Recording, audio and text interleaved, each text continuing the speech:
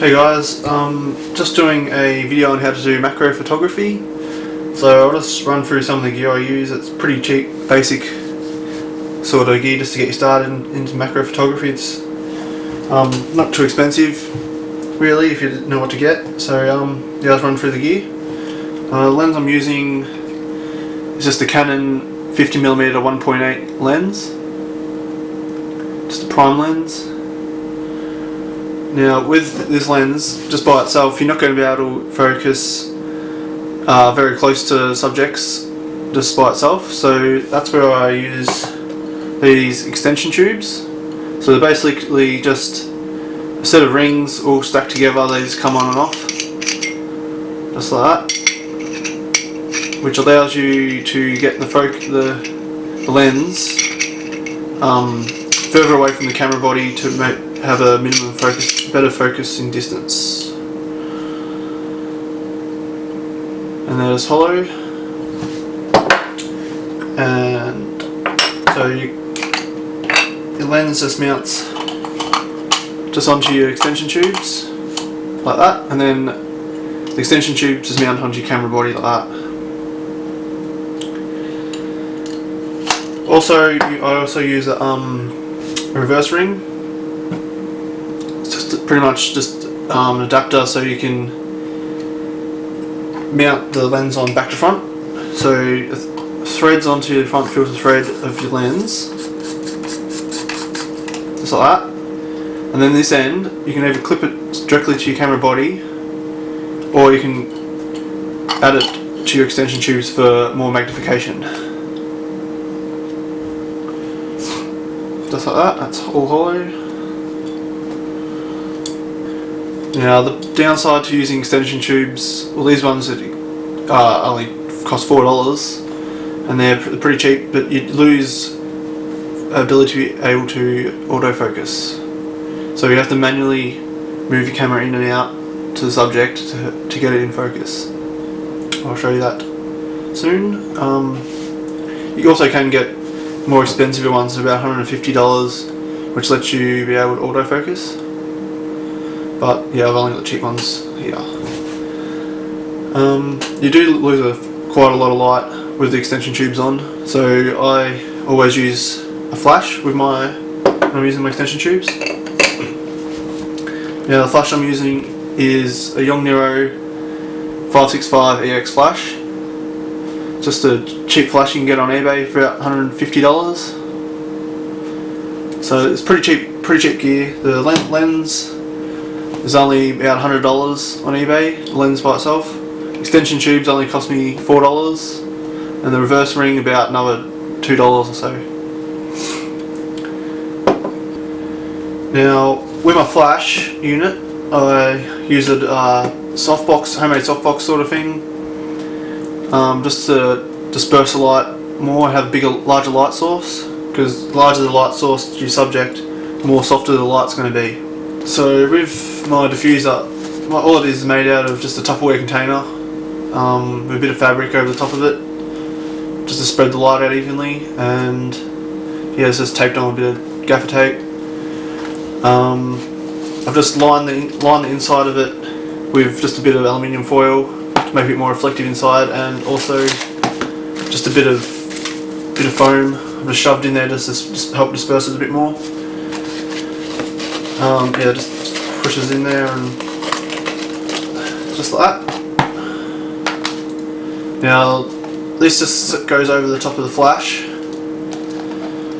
just like that. It sits on top, just holds on like that. So you want to get your flash off the camera for macro photography. It makes it 10 times better. It looks heaps more natural and nicer. So to do that, I just got a yongnuo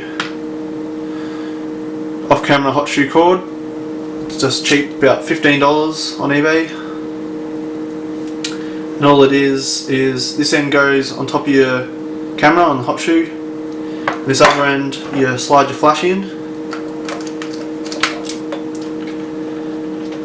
just like that. And then you just have your diffuser on. So this end will be on your camera, this end you'll hold in the other hand, and then you can put the light wherever you want. So with the lens, you want to be able to manually set the aperture. So with these tubes, you lose contact with the lens, so you can't automatically change it through the camera.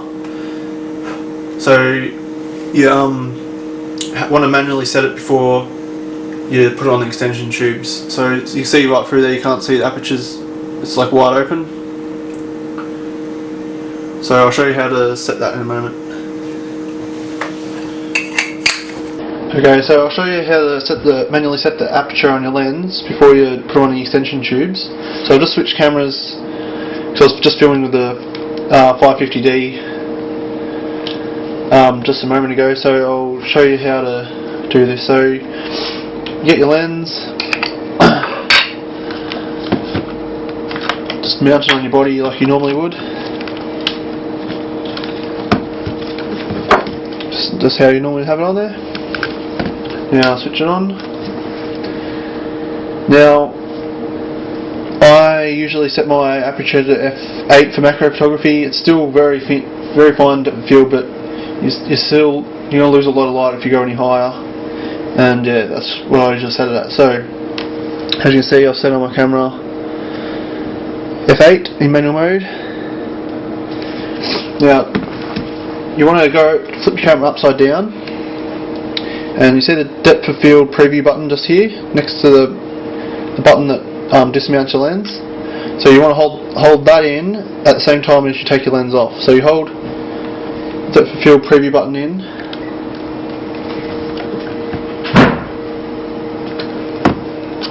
and then push down your unlock button and twist your lens off. Now, as you can see the aperture is closed down, and it'll stay like that until you put on the lens, mount on your camera body again.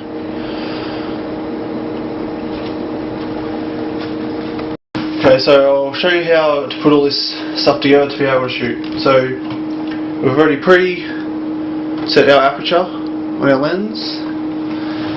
So we'll mount that onto extension tubes. Just thread it on.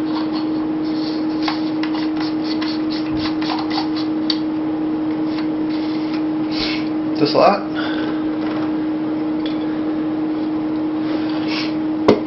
And then that end will go on your camera body,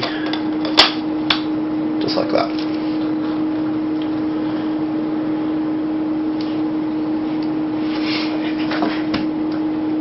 So next, get your hot shoe cord and pop that on your camera. Lock it in place. And that's what the setup looks like.